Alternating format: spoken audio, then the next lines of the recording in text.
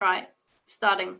Right, what a fabulous day. Very, very excited here to bring you into my space. I've got a really dynamic woman out there in the world of health to share with you all about, what she is doing and up to out there in community. Her name is Kim Knight, and she is an empowerment coach, really understands the space around chronic illness and recovery, and very, very excited. Welcome, Kim. Thank you for joining us here today. And please, if you wouldn't mind sharing a little bit about, your transformational solutions around, I guess, optimal well-being, as you talk about. Well, that's a huge topic in itself because there are multiple facets to it. But really, I suppose we could nut it down that I really enjoy getting down to the root cause. I like to, and it's actually because it's necessary, for total healing, for holistic healing, is that we need to understand what is really causing the problem, which is usually unknown by us initially.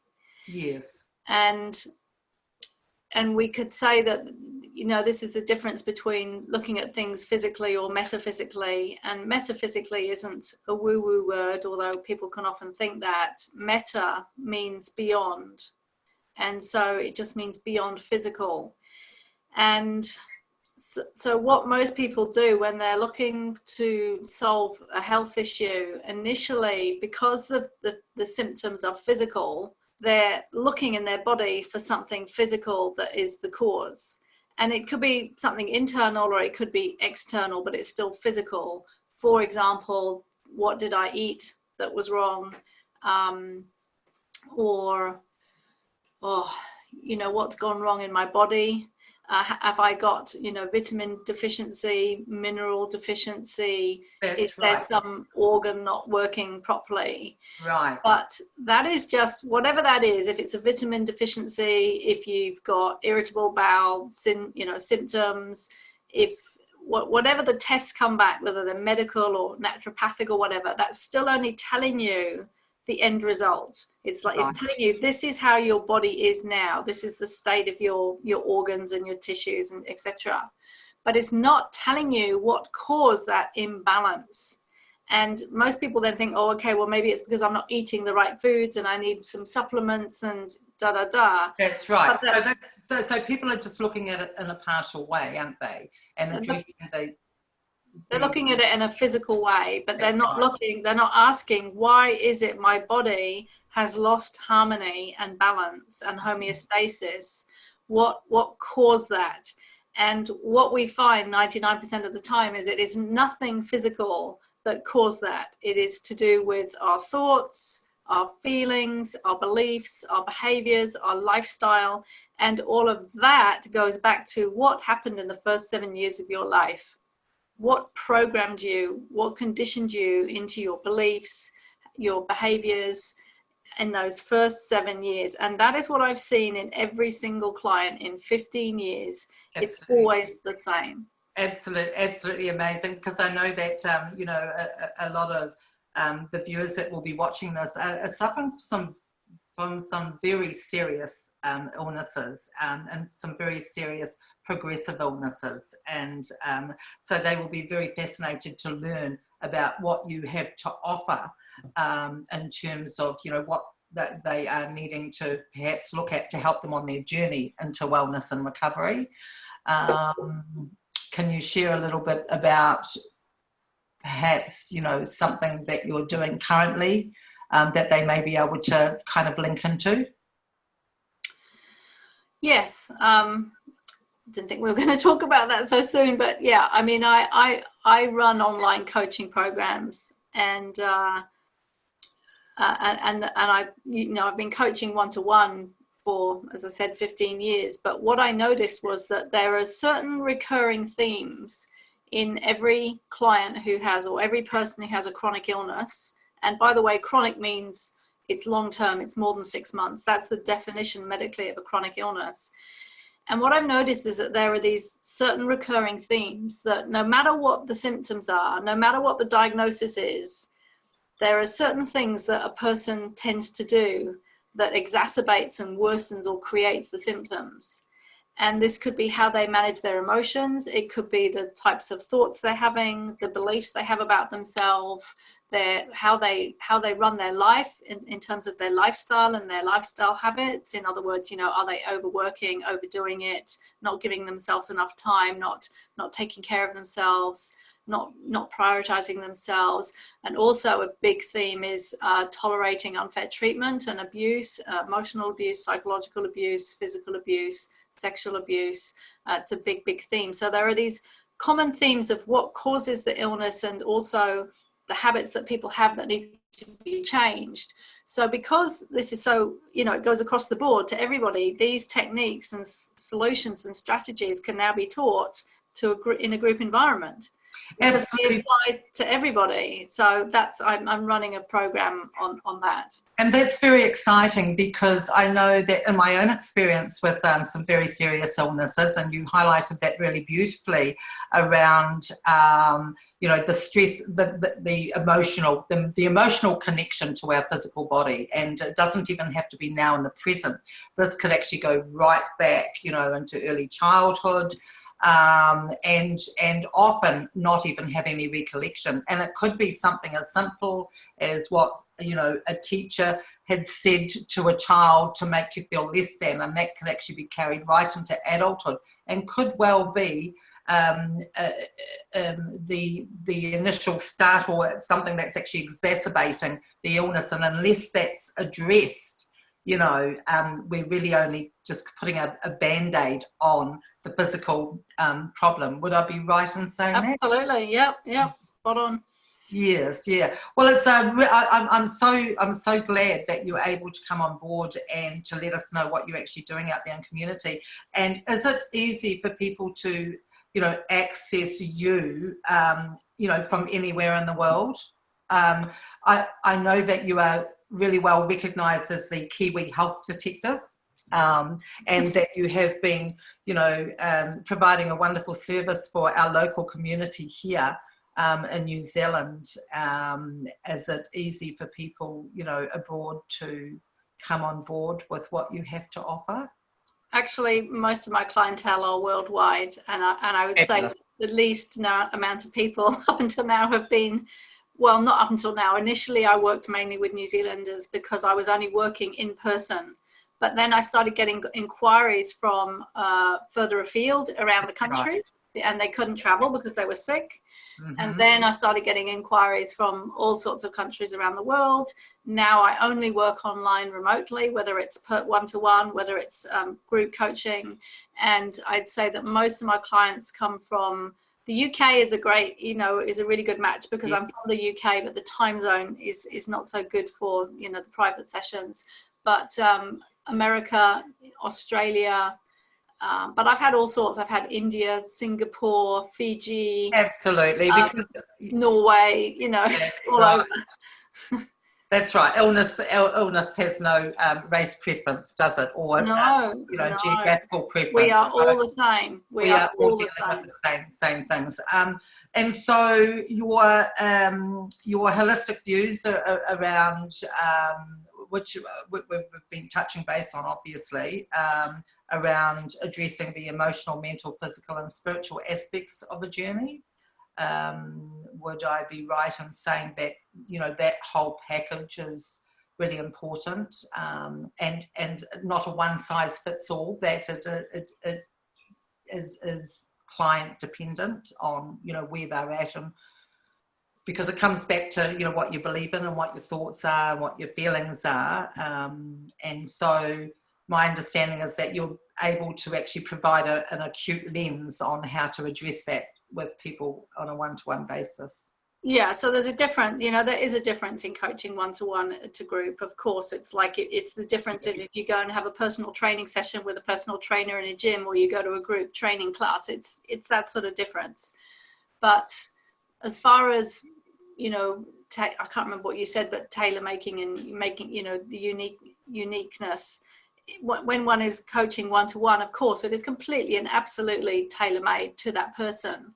Although, as I said, there will be certain things that that person is going to have to learn that any other client would have to learn. But every person is unique. They have their own history, their own backstory, as it's called. That's a recent term for me that I heard recently. What was that? Backstory. Right. Okay. The backstory. Yeah. So it's all important, isn't it? Yeah. So we're all got our own history. We've got our own unique set of symptoms. Although the interesting thing is there will be common symptoms as well for people with certain syndromes and diagnoses. And so everything is obviously tailor-made in a one-to-one coaching program. But if it's a group coaching program, then there will be, most of it will be across the board, you know, what everybody needs to do, and it will all apply. But then during the sort of the live sessions where people are interacting, people are going to be learning from other people, because when we listen to somebody else's story, we can see our own stuff in it, or what relates, you know. That's right. And then there is a certain element, if people choose, of having some one-to-one, even, you know, as part of the group program. That's right. So the underlying template for the solutions really is all the same for each and every one, but it is applied differently to each individual depending on where they're at, and, you know, and the process of that, in terms of their own physical illnesses. Yeah, but the point is, you're going to get much more. You know, in a one-to-one coaching program, it's going to be much more tailored to, you know, it's totally tailored to you. Whereas in a group coaching program, it's more generalized with some tailor-made, you know. So for example, we might use a particular person's symptoms and use that as an example to explore it. And then therefore it is directly about what is going on for you, but then everybody else in the class learns at the same time. I'm very excited to know that you're actually out there in community, you know, doing this, because in my experience, when people have been dealing with different ailments, you know, they really haven't known that there are alternative solutions, that they don't just have to go to the doctor and then that is the be all and end all. I think people today are really wanting to look further afield, you know, and outside of the box of, you know, being able to address what they're doing. Now, can I ask him, how can people get in touch with you? Is it something that you're going to actually put at the bottom of this link, or do you want to speak into? Yeah, I can mention it now, but just to respond to what you just said there, because it was an interesting point, is that I've been exploring this approach to healthcare for about 25 years now, and so, you know, for me, this is normal. It's the norm, And what I find really fascinating, because I tend to forget that there's a whole load of people who haven't come across this yet. And it is quite amazing, really. I don't know what the percentage is, but it is quite amazing that still out there in the public, so to speak, there are hundreds of thousands, millions, I don't know what, people who still only know about you know, conventional medicine. And that's not to say that isn't good, because there is a place for it, right? Yes. Especially in, you know, serious things which do need surgery or acute situations. But I forgot what I was going to say there. Yeah, one of the things that I have learned for myself is that we will find solutions, healthcare solutions, according to how open-minded we are to different options, and also according to our level of self-awareness and self-consciousness. And I don't mean self-conscious as in I'm self-conscious, but our level of consciousness. And this is a very fascinating thing, because the more open we become to looking outside the box, suddenly we're going to start seeing other things that were always there. They've been there for years and years and years. And it's a bit like, you know, you drive past a house 1,000 times down the same road, and then one day you decide that you want to buy a house, and then you notice that house because it's for sale. That's right? Right. This information is out there now, but we don't see it because we're blinkered. And I actually have a program called 5 Levels of Healthcare Consciousness in You, which explains how, as your consciousness widens and opens, you want to use different healthcare approaches, and you move from a purely physical approach to more of a, you know, a mind approach, emotional approach, spiritual approach, energetic approach, it changes. It's like you move upwards on this graph.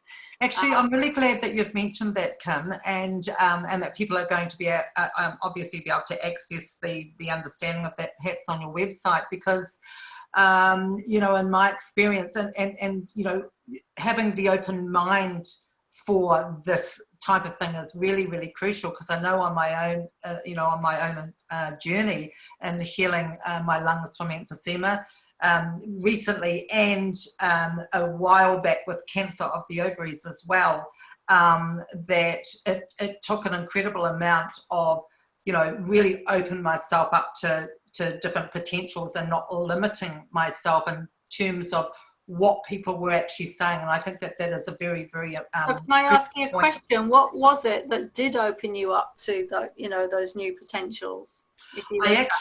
Yes, I actually look, for me on my journey, I suppose I've always been a little bit out of the box anyway, and I suppose in the initial stages it was around which goes back to childhood, around trust, not really wanting to put my absolute trust in not only anybody, but a doctor who's now telling me something about me that can't be fixed. And it's almost like, for me, it's this, no, I can't accept that. I'm going to go off and research and find out a little bit more. And I think it was an innate thing in terms of my personality anyway. But I know a lot of people struggle in terms of this, that, you know, we are quite, you know, educated and you know, in terms of you know, what we learn around, well, the doctors, you know, they go to the medical schools and that, and you know, you mentioned that, yes, it does have its place, but there's a lot more than that. And I think that is the bit that a lot of people really grapple with, especially when they're dealing with things like chronic fatigue or irritable bowel syndrome. You know, you've talked about that, or, you know, other illness, or any illness really, and especially if it's something that's, you know, hugely chronic. People jump into a fear, and it's almost like they give all the power over to the person that's making the decision. There's a fear of, if I don't do what my doctor says, you know, there are going to be consequences, you know, for my health, and maybe other consequences too. And that comes down to some very, very deep, you know, cultural, collective consciousness conditioning, that the doctor is always right. And this is just so not the case. And this is not to disrespect doctors in any way, but the truth is that, you know, they're only partially addressing things, and there is a huge gap in their understanding of what creates illness. There are doctors out there too that are happy to work in a collaborative way with you. I know that when I was diagnosed, I worked collaboratively with, you know, and I had a medical lens on what I was doing. However, I didn't accept what they were giving me, and I went off on my own and asked my doctor to record holistically actually what I was doing. So there are people in the medical profession out there that there are integrative medical doctors, and there is change happening, but it's quite slow. It's a lot slower than I would have liked. Yes. And I think this is also too, just to touch, and I know we're probably getting off track a little bit, or maybe, I mean, I don't know from your perspective, where science is now starting to meet the metaphysical, you know, in great ways, and there are phenomenal people out there, you know, proving this. But the blinkers are on, and I know through my own journey, you know, I still have people say, oh, you didn't have it anyway. You couldn't possibly have had it. How could you possibly heal? How could you possibly regenerate cells for your lungs? And just alluding back to what you were saying, it is around what we think, what we feel, addressing the emotional blockages that actually come up in our lives, which is you are the person to be able to extrapolate that out to people, because it's a very, very important part of the journey, I believe, or through my own experience. No, it absolutely is. Getting to the root cause first and understanding the root cause is so important. And I spent years flailing around looking for that. And now I can help people do that in an hour and a half. And I make it look really, really simple. But actually, it took me many years to get to the point that I could do it, you know, make it look simple. This is why I'm so excited to have you inside of this space, because you are about to provide to people, you know, like you say, within an hour and a half, a couple of hours, you know, on something that you have worked tirelessly at. And obviously too, in a world of no agreement, I would think a lot of the time, you know, and it would have been trial and error for you, trial and error, and you've actually arrived at this place. So yeah, a lot of trial and error, a lot of professional training, but a lot of clinical experience where just observation, and then you start to see, you know, the recurring themes. And the answers come through the hundreds of sessions, thousands of sessions, you know, with clients. Kim, did you want to talk a little bit about your training? Sure. So what I've been doing over the last few years is creating a lot of self-help online programs, because what I love to do is to teach people how to do it for themselves.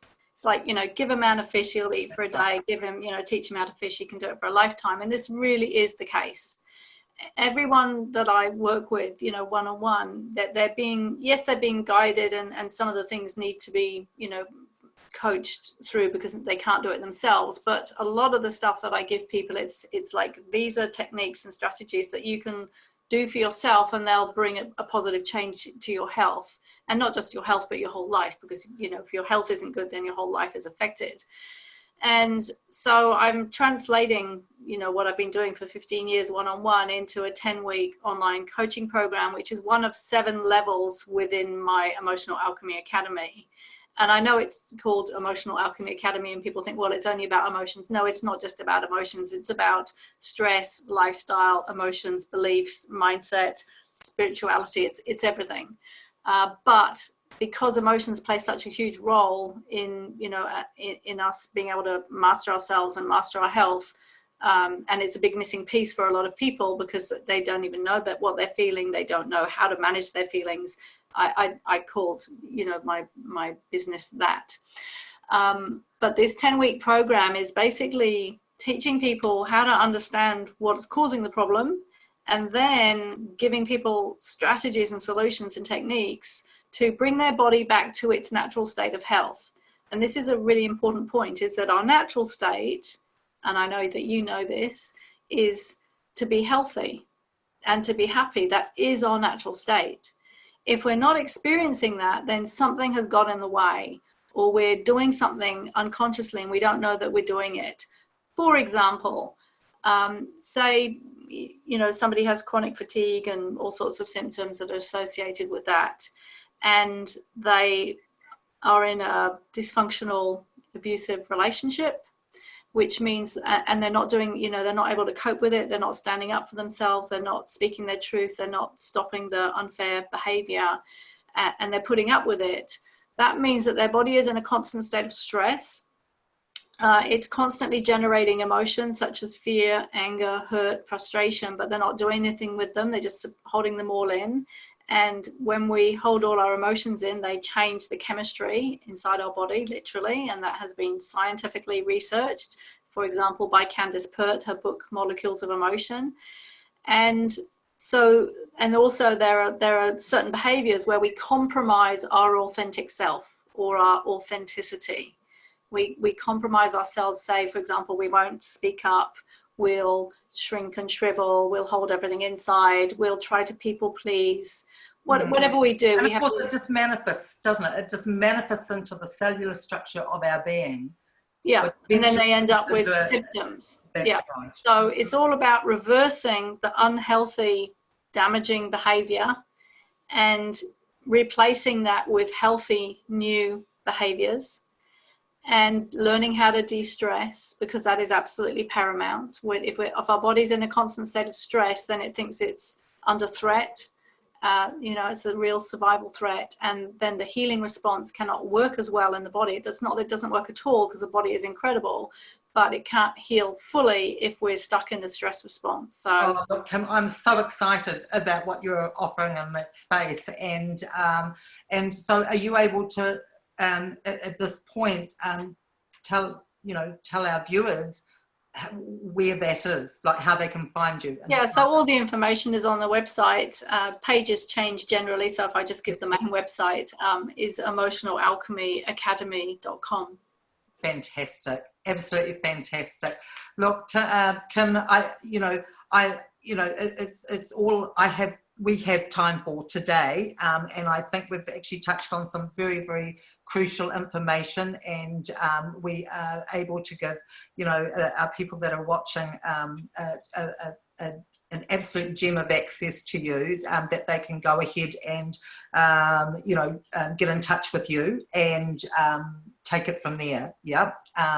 And look, I just want to say, Kim, thank you very much. I know that you are an extraordinarily busy lady. You have a lot on, and much gratitude to you for coming into my space today, to share with our viewers, or my viewers, and I look forward to, hopefully this will be one of a few, because I know that what you do is just right across the board in a lot of ways, and perhaps we can do this again, and where you can actually continue to talk about, or however that is different topic. A different topic, So absolutely fantastic, Kim. I would like, and so to finish off, is there anything that you would like to say as a note? I think the only thing that, is to really understand that our body has a miraculous ability to heal. And you know that, and I know that, but most people don't. They get stuck in fear. They get stuck in not trusting. They don't trust that their body can self-heal. Trust in themselves, trust in the process. So it's so important to understand the amazing things that our body can do. Right, so this is actually in terms of information for them, to put them onto that pathway of discovery, because I know for my journey, I also had to find out how I was going to support myself, perhaps in terms of herbal nourishment for my body as well. So so what you're providing is the information on how that all works, and then there are other resources that people can actually lean to. Would I be right in saying that? Because I know for me there were a few key people in terms of me, going from terminal or progressive into wellness. And I think that the key thing, like you said, you are able, in what you do, you will be able to arm them with the confidence, I suppose, and figuring out where and how they need to move forward from where they are. Well, two things there. Yes, often we need to see more than one person. I don't deal with diet and supplements or anything like that. I'm dealing with the mind, the consciousness, the emotions, the stress, the lifestyle habits. And I can't remember the other thing though. Which actually is the absolute foundation into wellness, I just want to say, because it doesn't matter what you eat, what you put into your body, if we're not addressing what you're providing in terms of information, if we're not looking at that, then it doesn't matter what we're actually putting into our bodies, because nothing is going to change. And I think that is why I'm so excited about what you've actually provided to us today. So. Yeah, and the other thing I just remembered in response to what you just asked was that it's not about helping them to see, it's more than that. It's giving them exactly what they need. Exactly. It's on a plate. It's handed on a plate, because it took me so long to find it out myself. And I really had to, I kept on having to come, when my symptoms were still there, I said, what else do I need to do? And this is a very important point. Instead of saying to yourself, why am I ill? You have to ask yourself, what is it I need to learn and change? Absolutely beautiful. Okay, Kim, with that, I'm going to finish it there, because what a beautiful note to end it on for this time. Thank you. Thank you.